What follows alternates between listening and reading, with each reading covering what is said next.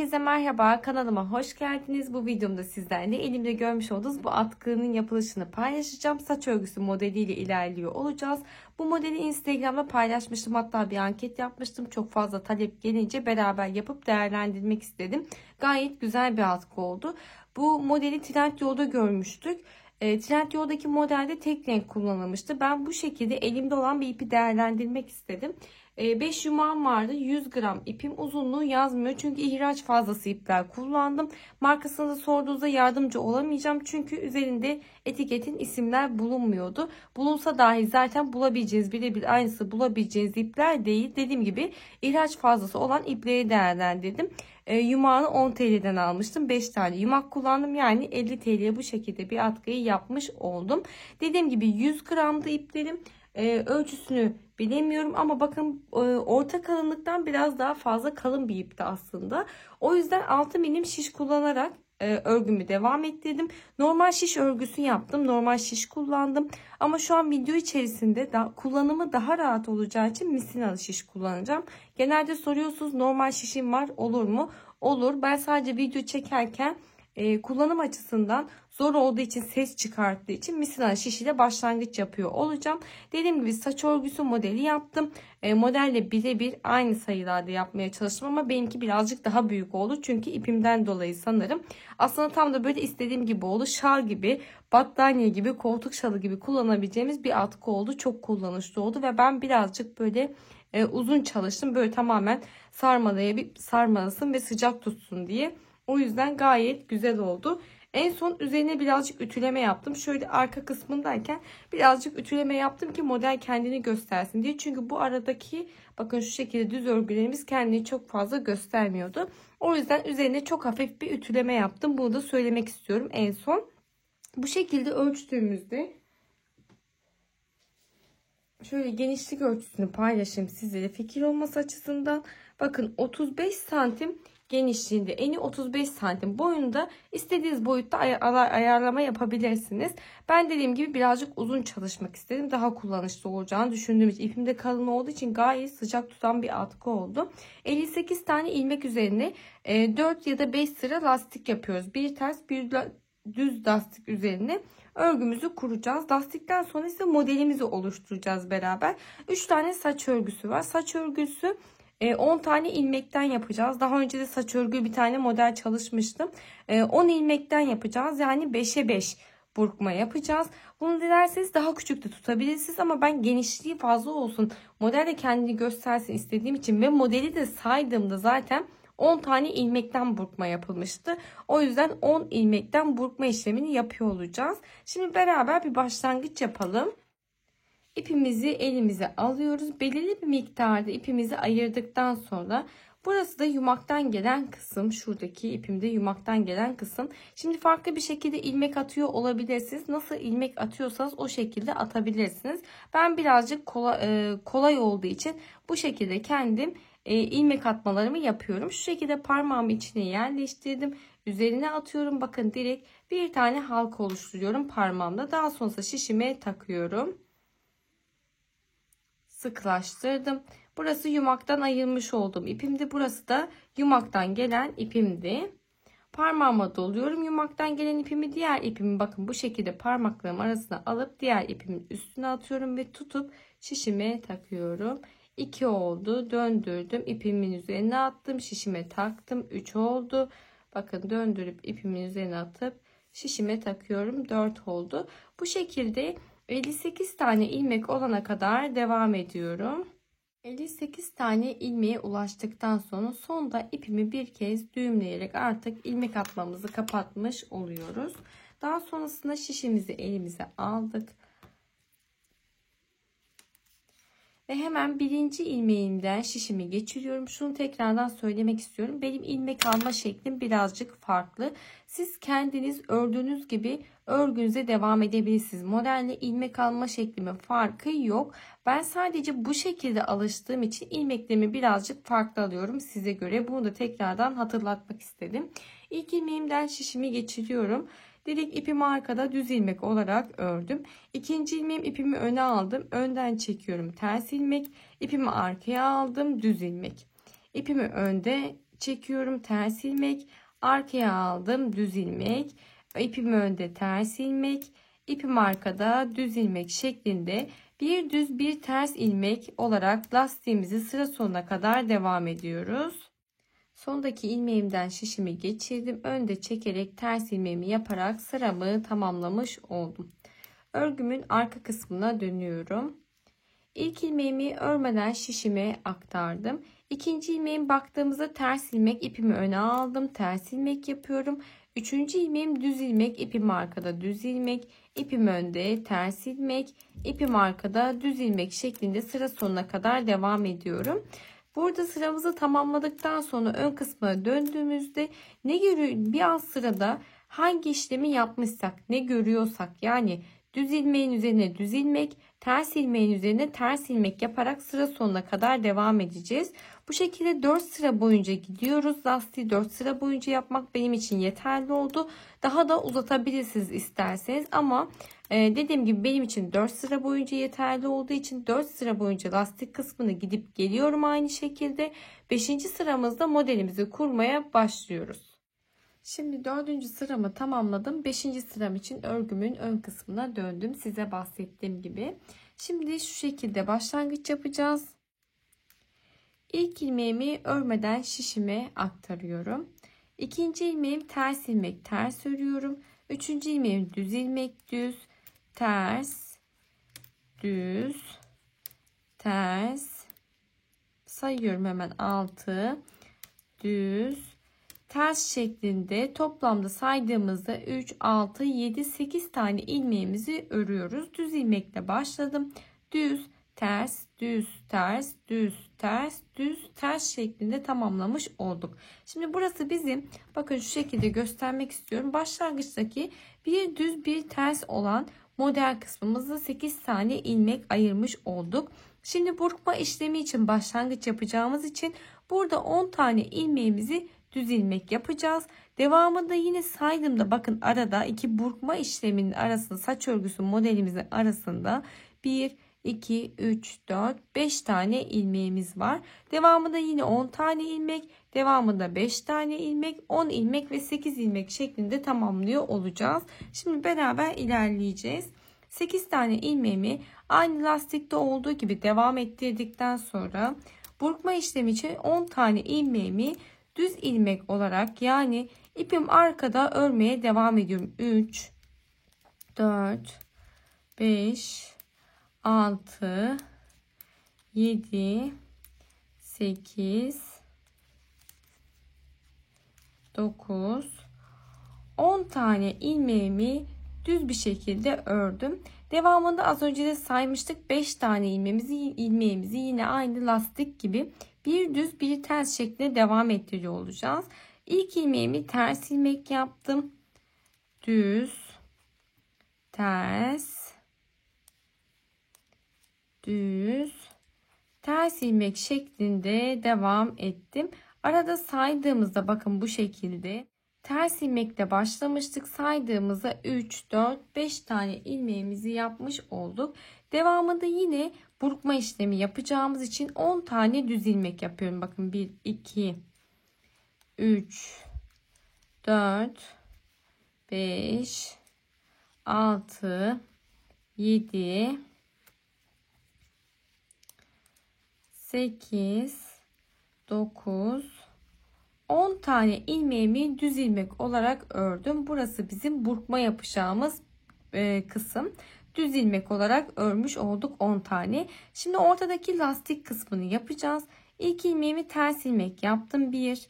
Devamında düz ilmek, ters, düz, ters şeklinde devam ettirdim. Arada 5 tane ilmeğimi düz, ters, düz, ters, düz şeklinde devam ettirmiş oldum. Yani lastik şeklinde aynı şekilde ilerlemiş olduk.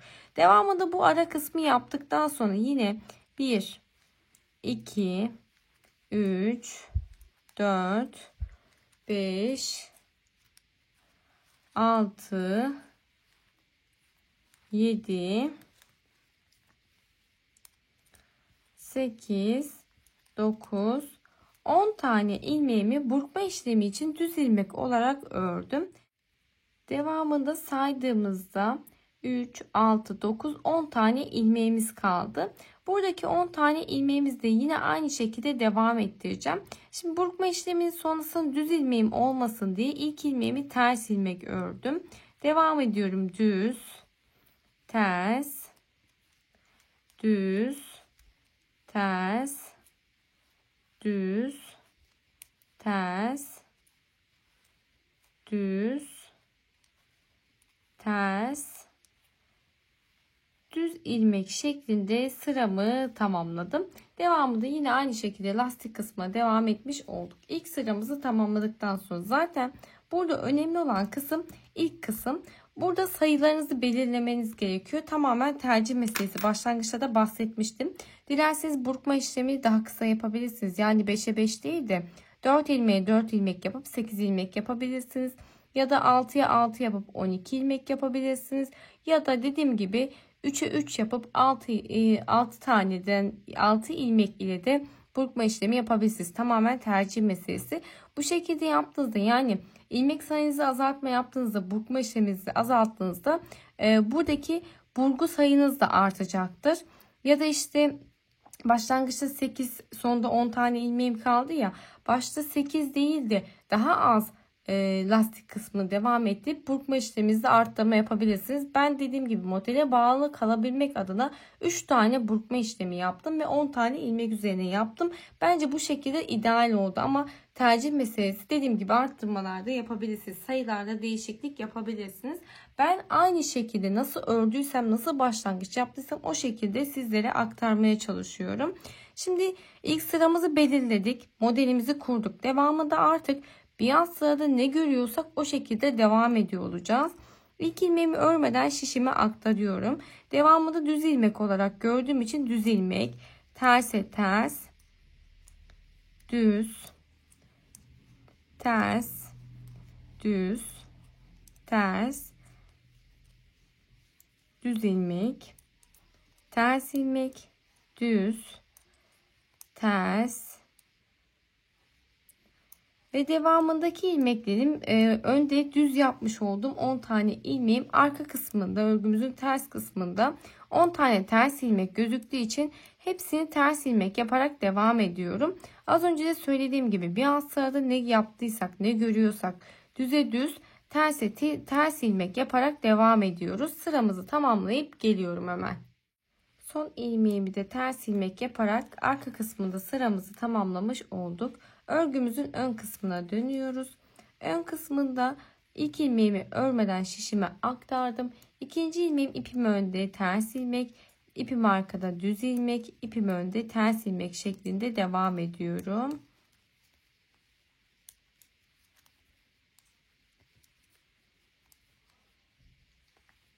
Lastik kısmını geçtikten sonra burada 10 tane yapmış olduğumuz düz ilmeğimiz vardı. Yine aynı şekilde üzerine 10 tane düz ilmeğimi yapıyorum.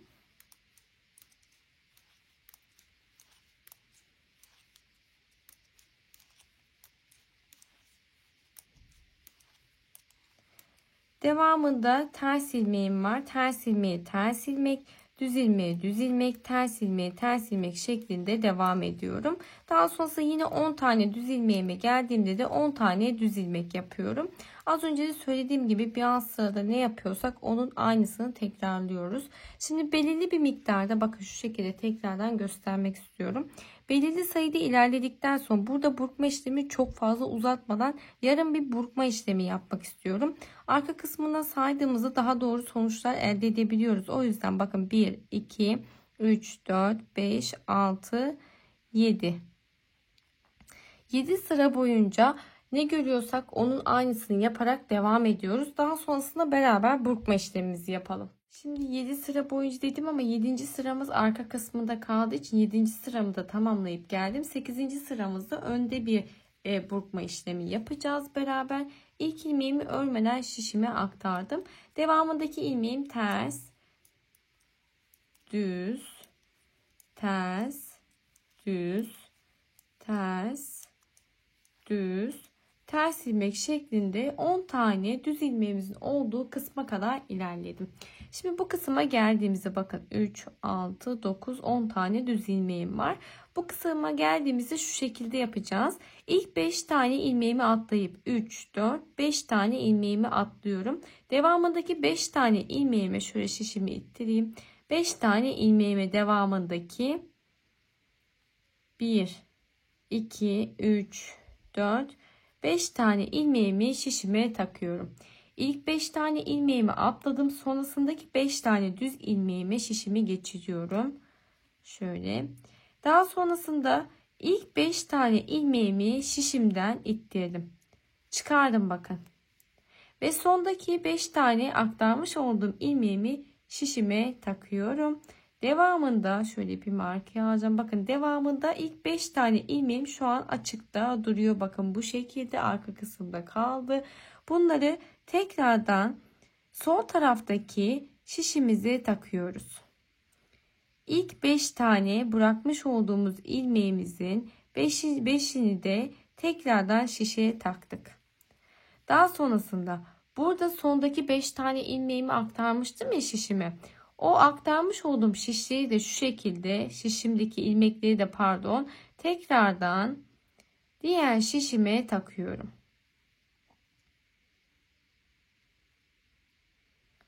Şöyle 5 tane ilmeğimi tekrardan şişime taktım. Bakın burada bu şekilde üst üste yönünü değiştirmiş olduk. Zaten burma şeklini bu şekilde yapmış olduk. Şişimize aktardıktan sonra ilk ilmeğimden şişimi geçiriyorum. İpimi arkada düz ilmek olarak ördüm. Devamındaki ilmeklerin de tamamı düz ilmek olduğu için 10 tane düz ilmeğimiz vardı.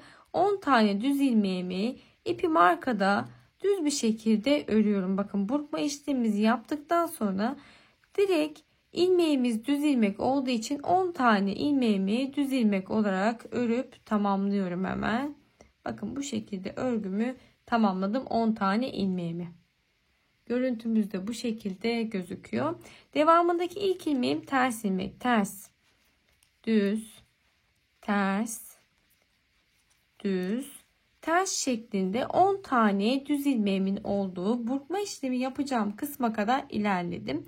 Şimdi aynı şekilde yapacağız. İlk 5 tane ilmeğimizi atlıyoruz. Daha sonrasında gelen 5 tane düz ilmeğimizi şişimizi geçiriyoruz. Şimdi sayalım hemen.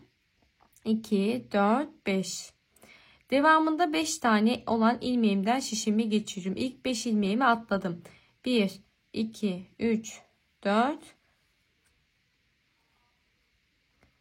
5 tane ilmeğimden şişimi geçiriyorum. Sonraki 5 tane ilmeğimden ilk 5 tane ilmeğimi şişimde ittiriyorum artık. Çünkü burkma işlemi yapacağım. Bu noktada ipinizi çok fazla çekmemeye özen gösterin. Çok fazla çekerseniz bakın benim gibi bu şekilde ipleriniz, ilmekleriniz de çıkabilir şişinizden. Önemli değil. Önemli olan nokta burada çok fazla çekmeden ilerlerseniz eğer herhangi bir ilmek kaçırmadan tekrar şişinize aktarmanız gerekiyor. Bırakmış olduğum ilmeklerimi bakın tekrardan şişime takıyorum. İlk 5 tane ilmeğimi bırakmıştım ya. Bunları şişime takıyorum. Bakın diğer ilmeklerim de bir yandan çıktı şişimden. Çünkü ilmek sayımız fazla olduğu için buradaki ilmeklerimiz bu şekilde çıkabiliyor. Bırakmış olduğum ilmekleri şişime taktıktan sonra sağ tarafa aktarmış olduğum son 5 tane düz ilmeğimi tekrardan şişime ilk ilmek olarak aktarmış oluyorum. Bakın bu şekilde şişime takıyorum hemen. Tamam. İlmeklerimizin yönünü değiştirdikten sonra burma işlemimizi yaptıktan sonra ilk ilmeğimden şişimi geçirdim. Düz ilmek olarak örüyorum. Devam ediyorum yine düz ilmek olarak tüm ilmeklerimi örmeye.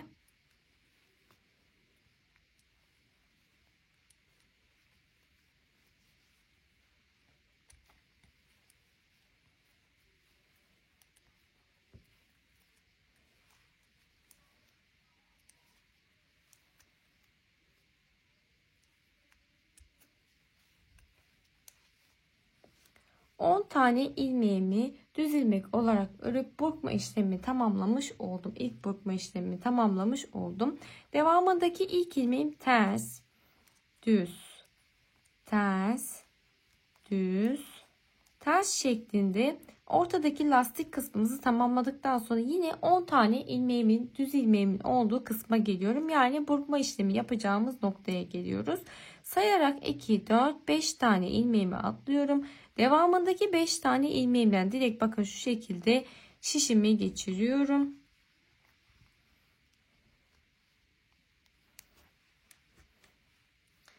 Daha sonrasında ilk 5 tane ilmeğimi bırakıyorum şişimden ve diğer şişime geçirmiş olduğum ilmeklerimi sağ tarafa alıyorum. Şu şekilde yerleştirdikten sonra artık bırakmış olduğum ilmeklerimi tekrardan şişime takıyorum. Bakın arkadan tekrardan şişime takıyorum. Yalnız şu şekilde baktığımızda sol taraftaki şişimizi takmış oluyoruz. Burada az önce de söylemiştim ya, ilk 5 tane ilmekle sondaki 5 tane ilmeğin yönünü değiştirmiş oluyoruz aslında. Sırasını değiştirmiş oluyoruz. Burada şişime aktarmış olduğum ilmeklerimi de tekrardan sol taraftaki ilmeğime örmek için aktarıyorum hemen. Bakın 5 tane ilmeğimi buradaki şişime taktım. Daha sonrasında ilk ilmeğimden şişimi geçirip düz ilmek olarak örüyorum ve düz ilmek olarak 10 tane ilmeğimi örmeye devam ediyorum hemen.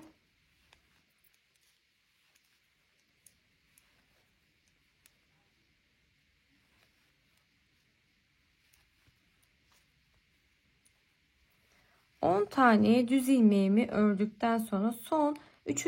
burkma işleminde bakın tamamlamış oldum. 1, 2, 3 tane burkma işlemimizi yapmış olduk. İlk ilmeğim ters ilmek, ters, düz, ters, düz, ters, düz, ters, düz, ters ve düz şeklinde sıramızı tamamlıyoruz ilmeklerimizi ördükten sonra. Örgümün arka kısmına dönüyorum. Artık önde burkma işlemini yaptıktan sonra arka kısmında ne görüyorsak onu yapıyoruz. İlk ilmeğimi örmeden şişimi aktardım. İkinci ilmeğim düz ilmek, düz ilmek, ters ilmek, ters ilmek şeklinde devam ediyorum hemen.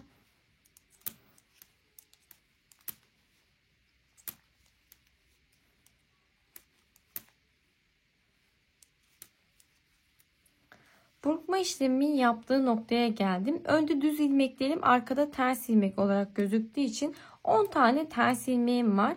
Artık arkada herhangi bir şey yapmıyoruz. Dümdüz gözüktüğü için ilmeklerimiz ters ilmek olarak 10 tane ilmeğimi örüyorum.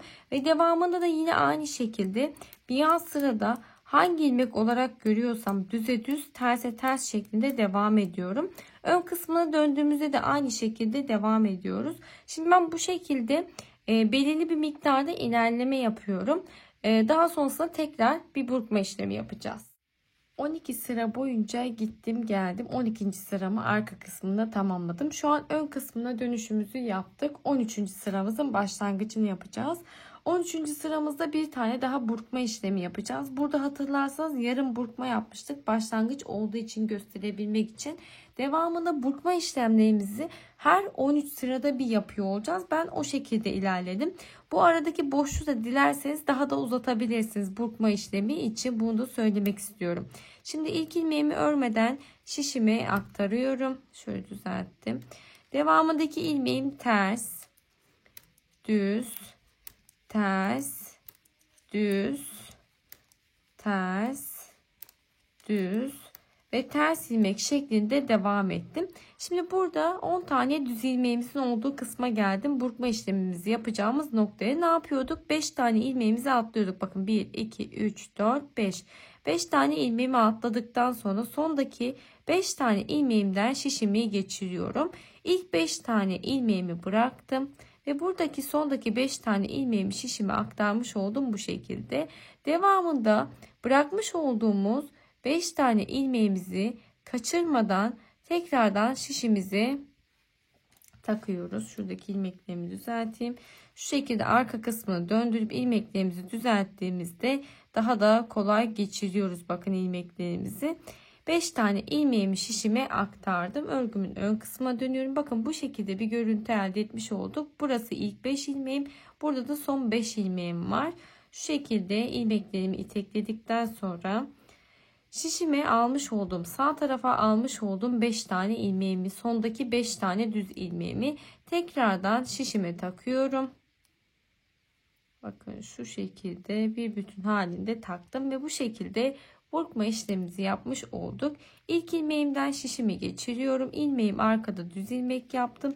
Devamında 10 tane ilmeğimi düz ilmek olarak, yani ipimiz arkada, örmeye devam ediyoruz.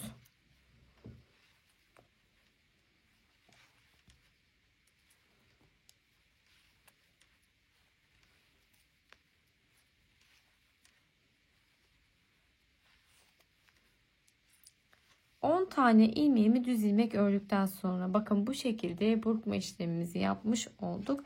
Devamındaki ilmeğim ters ilmek, ters ilmek, düze düz, terse ters, düz, ters şeklinde devam ediyorum ve sonrasında yine burkma işlemi yapacağım 10 tane düz ilmeğim var. 3 4 5 tane ilmeğimi saydım. İlk 5 ilmeğimi bırakıyorum. Devamındaki 5 tane düz ilmeğimi şişime geçiriyorum. Daha sonrasında ilk 5 tane ilmeğimi çıkartıyorum şişimden ve şöyle örgümün arka kısmına döndürüp tekrardan diğer çıkartmış olduğum şişime takıyorum. Burada ilmeklerimizin yönünü değiştirmiş oluyoruz. Bu şekilde sondaki 5 tane ilmeğimi tekrardan sol taraftaki şişime sırasıyla aktarıyorum hemen. Bakın şöyle 1 2 3 4 5 tane ilmeğimi tekrardan şişime aktardım ve bu şekilde burkma işlemimizi yapmış olduk. İlk ilmeğimden şişimi geçirdim. İpimi arkada düz ilmek olarak örmeye devam ediyorum 10 tane ilmeğimi.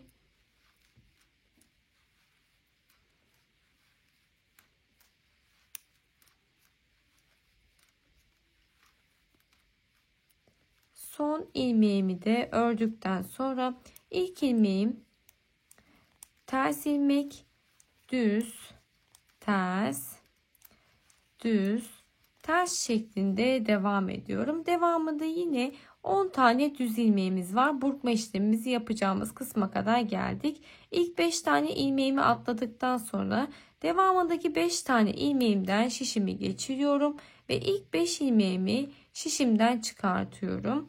Daha sonrasında örgü biraz da bu ilmeklerimizi önden geçirmek zor olduğu için örgümün arka kısmını döndürüp çıkarmış olduğum ilmekleri tekrardan sol tarafta olan şişime takıyorum. Ve burada şişime almış olduğum 5 tane ilmeğimi de tekrardan sol taraftaki şişime takmaya devam ediyorum. Şu şekilde. Evet. Tüm ilmeklerimizi tekrardan şişimize aktardıktan sonra ilk ilmeğimden şişimi geçiriyorum. İpim arkada düz ilmek ve devamında 10 tane ilmeğimi düz ilmek olarak örmeye devam ediyorum. Hemen şöyle ilerliyorum. Bu bizim son burkmaydı. 3 tane burgu yapıyorduk. Bakın bu şekilde burkma işlemlerimizi yapmış olduk. Görüntü olarak gayet güzel gözüküyor. Devamında modelimi aynı şekilde devam ediyorum. Ters ilmeğim ters, düz, ters, düz, ters, düz, ters, düz, ters ve düz ilmek şeklinde sıramı tamamlıyorum. Bu şekilde sıramızı tamamladıktan sonra örgümüzün arka kısmına dönüyoruz ve arka kısmında artık burkma işlemimizi yaptığımız için bir alt sırada ne yaptıysak, yani ne görüyorsak onu yapıyoruz. Düz ilmeğe düz ilmek, ters ilmeğe ters ilmek şeklinde ilerliyoruz. Ta ki 13. sıramıza kadar devam ediyoruz. 13. sıramıza geldiğimizde örgümüzün ön kısmında tekrardan bir burkma işlemi yapacağız. Bu şekilde istediğimiz atkı şal boyutuna ulaşana kadar devam ediyoruz. Ne kadar uzunlukta istersek o kadar uzunlukta örgümüzü tamamlayıp geliyoruz. Şimdi istediğim boyuta ulaştım. Son burkma işlemimi yaptım ve üzerine 6 sıra boyunca gittim. 6. sıramı gidip geldim. Şu an 7. sıramın başlangıcını yapacağım. Aynı başlangıçta yaptığımız gibi yarım bir model bırakıyorum. Bakın burkmadan sonra 6 sıra daha gittim. Çünkü başlangıçta eşit bir görüntü elde etmek istiyorum. 7. sıramda da beraber lastik kısmının başlangıcını yapacağız. İlk ilmeğimi örmeden şişimi aktardım. İkinci ilmeğim ters ilmek, ters örüyorum. Düz, ters, düz, ters, düz, ters, düz, ters ilmek, düz, ters şeklinde sıra sonuna kadar lastiğimize devam ediyoruz. Son ilmeğim ters ilmek yaparak sıramı tamamladım. Şimdi örgümüzün arka kısmına dönüyoruz. Arka kısmına döndüğümüzde ilk ilmeğimi örmeden şişime aktardım. İkinci ilmeğim ters ilmek, ipim önde ters ilmek yapıyorum. Düz ilmek, ipim arkada düz ilmek. Ters ilmek, ipim önde ters ilmek. Düz ilmeği düz ilmek yapıyorum. Ters ilmeği ters ilmek yapıyorum. Bu şekilde sıra sonuna kadar devam edeceğiz. Bir alt sırada hangisini yapmışsak düze düz, terse ters ilmek şeklinde devam edip sıramızı tamamlayacağız. Örgümüzün ön kısmına döndüğümüzde de yine aynı şekilde düze düz, terse ters ilmek olarak devam edeceğim. Ön kısmına döndüğümde 3. sıramın başlangıcını yapmış olacağım. Arka kısmına döndüğümüzde de 4. sıramızı yapacağız. Yine aynı şekilde 5. sıramızda kesmeden yaparak artık atkımızı tamamlıyor olacağız. Şimdi 4 sıra boyunca gittim geldim, ön kısmındayım. Örgümün 5. sıramdayım. Kesmeler yaparak artık tamamlayacağımızı söylemiştim. Ben şu şekilde yapıyorum. 2 tane ilmeğimden şişimi geçirdim. Düz bir eksiltme yapacağım. Kesme işlemi yapacağım. İpim arkada ilerleyeceğim. 2 tane ilmeğimden şişimi geçirdikten sonra ipimi çekiyorum tek seferde. Çekmiş olduğum ilmeğimi tekrardan şişime takıyorum. Yanına bir tane daha ilmek alıyorum. 2 ilmeği tek seferde çekiyorum. Çektiğim ilmeğimi şişime taktım. Yanına bir tane daha ilmek aldım. 2 tane ilmeği tek seferde çekiyorum. Tek ilmek olarak çektikten sonra tekrardan şişe takıyorum. Yanına bir tane daha ilmek alıp ikisini aynı anda çekiyorum. Bakın burada bu şekilde kesme işlemimizi yapıyor oluyoruz. Çekmiş olduğum ilmeği şişime taktım. Yanına bir tane daha ilmek alıyorum. İkisini tek seferde çekiyorum. Çektiğim ilmeğimi şişime taktım. Yanına bir ilmek daha alıp ikisini beraber çekerek kesme işlemi yaptım. Bu şekilde şişimizde tek bir ilmek kalana kadar devam ediyoruz. Sonda 2 tane ilmeğimi şişime takıyorum. Tek seferde çekerek tek bir tane ilmeğe ulaştım. Sıra sonunda hemen şöyle bir tane zincirimi çektim. Hatta 2 tane zincirimizi çekelim sağlam olması için.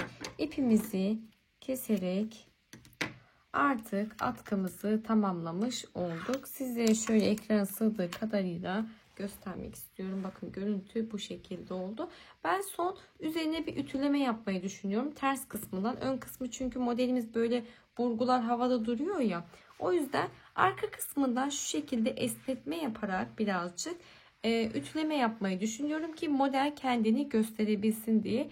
Gayet güzel, tam da istediğim gibi oldu. Şöyle bakın, renk geçişlerim de çok güzel oldu. İpimin kendisinden kaynaklı bayağı da uzun bir atkı çalıştım. Şöyle katlayarak dediğim gibi ekrana sığdığı kadarıyla göstermek istiyorum. Gayet güzel, sıcacık tutacak şekilde hem şal olarak kullanabileceğimiz, koltuk şalı olarak da görsel olarak da kullanabilirsiniz. Atkı olarak kullanabilirsiniz veya kendinize şal olarak kullanabilirsiniz. Gayet yumuş yumuş sıcak tutacak bir atkı oldu. Ben çok beğendim. Umarım siz de beğenmişsinizdir. Videomu beğenmeyi ve yorum yapmayı unutmayın lütfen. Bir sonraki videoda görüşmek üzere. Hoşça kalın.